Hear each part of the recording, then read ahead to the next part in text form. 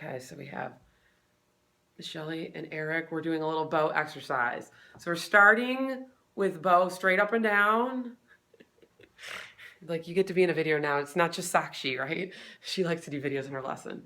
Okay, so I want you to tap your pinky. Start with the straight up and down. Tap your pinky. Your bow should feel completely weightless at this point.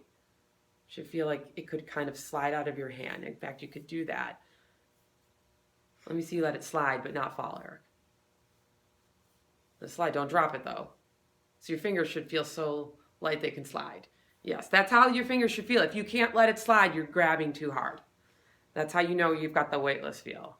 Here we go. So now I want you to, let's go this way. Your thumb should be bent. Let me show it this way. And on its tip.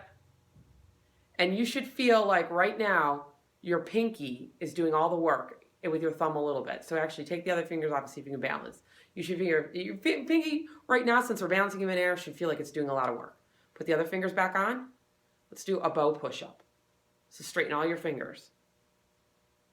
Bow push-up.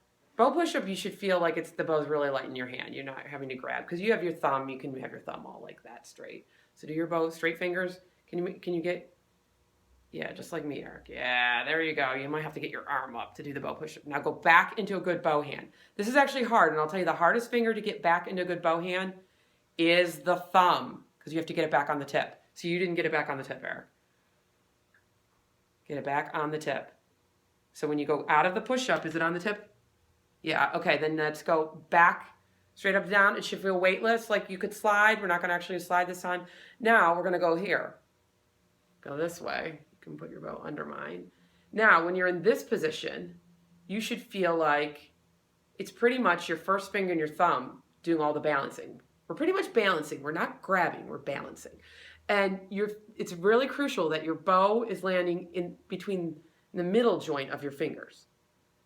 So any of you guys who have that bird claw thing where you're trying to grab the bow like this, it's not going to work. And that's not really good for playing either. So upside down bow, feel like you can let go with all the fingers here. Can you do it? So you get all the other fingers off. Good, awesome. Now go back. Tap your pinky here. Your pinky should be doing nothing, zero in this position. Go back to this, completely weightless. Tap that nice curved pinky. Tap your nice curved thumb. Let's go back one more time. Should do this every day. Tap your pinky. This is kind of tricky because it puts a lot of tension on the thumb to do it. But I feel like take your first finger off in here because it's your pinky doing the work in this position. Let's do the bow push-up. And then go back and check your thumb. Is it on its tip? Bent?